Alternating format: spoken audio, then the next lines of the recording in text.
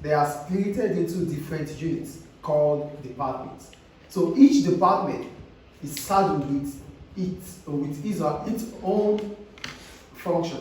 So that means if there's a human resources department, the functions of the human resources department. If there's finance department, what are the functions of finance department? And marketing department, the functions of marketing department. That is what we need to talk about today.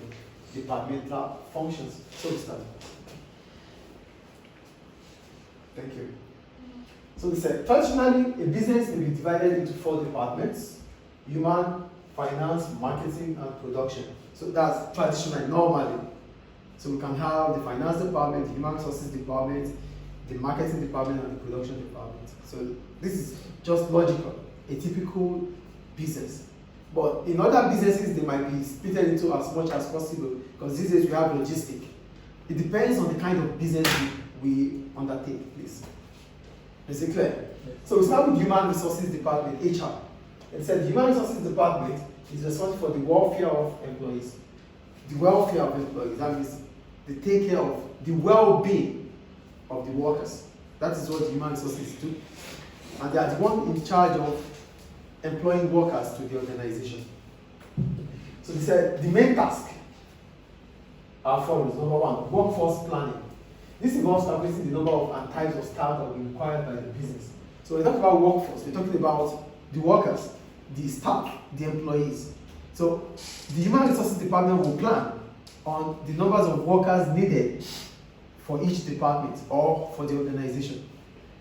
Do we get workforce planning here? Yeah. Whenever there is vacancy, remember when we talked about when we talked about recruitment process, we talked about vacancy.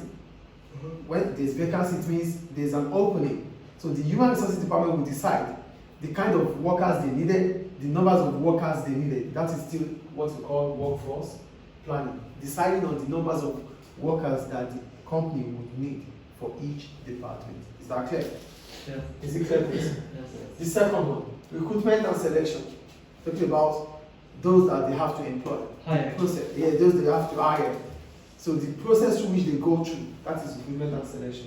And so the HR department will help plan the numbers and types of workers needed, place job adverts, and provide application forms. The selection of appropriate candidates for interview of candidates and selection of the best employees for the job may also be carried out by HR or by the managers in the department they will join.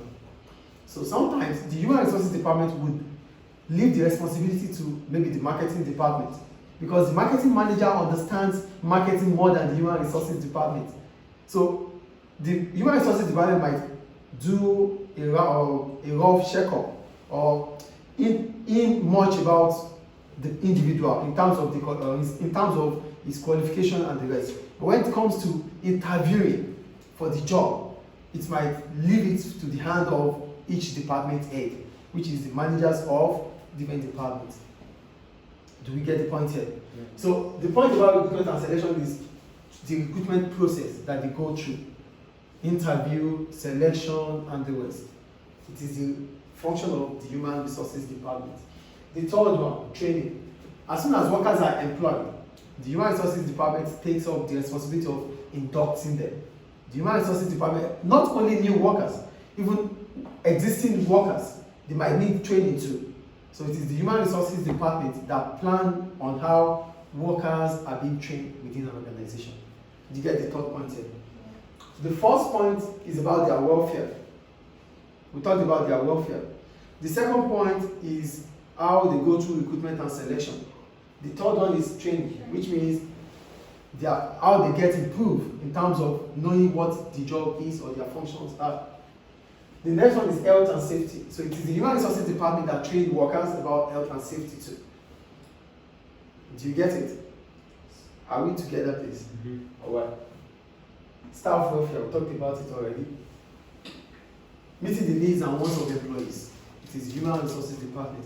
Remember when we were talking about the payroll, why the payroll is in the human resources department, not in accounting? Because through the payroll, we understand each individual worker. We understand each employee. So whatever each employee is entitled to, it will be done through the human resources department by the payroll officer. So same goes to the welfare of workers here. The needs and the wants of employees is carried out through the Human Resources Department. Clear, right? Yes. Employment issues. So anything regarding how you are being employed or how you are going to be discharged out of work is going through the department, the Human Resources Department. Is it clear? Let's say contracts of employment. Yeah, we know what a contract is. A contract is an agreement that is legally binding, that has offer and acceptance. What do I say contract is? Contract. It is a legal document that offer and acceptance. So that is what the contract is. A legal document that has what? Offer and acceptance. So I'm giving you this. Are you accepting it? If you are going to accept it, that means you are legally binded. So I've offered you, you have accepted, and we have a contract. I think it's clear. Yeah. So it is through the Human Resources Department, issues relating to employment is carried out. Any questions about that? No. Industrial relations. So the Human Resources Department may have to maintain good communications with trade unions. You also have to organize and be involved in negotiations between employers and employees. So industrial relations. We say we have the trade union. There's what we call collective bargaining. For collective bargaining, it means the trade union will represent you with some of the members of the company, the representative of the company, when they have to negotiate for you. Do you get the point here? The trade union is there. You are a member of the trade union. The trade union is going to represent you whenever you need to negotiate for increase in salary. So the trade union will meet the member of the representative of the company, which comes from the Human Resources Department. Do we get it? Yes. So the Human Resources Department is the company is represented by the Human Resources Department. Whenever there's negotiation between the Human Resources, whenever there's negotiation between the company and the trade union. So the representative of the company is the Human Resources Department employees, the workers in the Human Resources Department.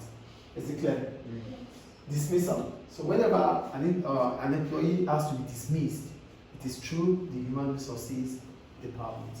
Is it clear? Is it clear, please? Yes. So they talk about unfair dismissal here. So if there is unfair dismissal, that means the employee is being dismissed without justification. Do you understand what I just said here? Mm-hmm. Unfair dismissal means that the employee involved is being dismissed without justification. So the trade union might take it up if that employee is part of the trade union member. Is it clear? No. No, okay. When I talk about unfair dismissal here, unfair dismissal simply means you are being sacked without any justification, without no reason. That you feel that the Human Resources Department is redundant.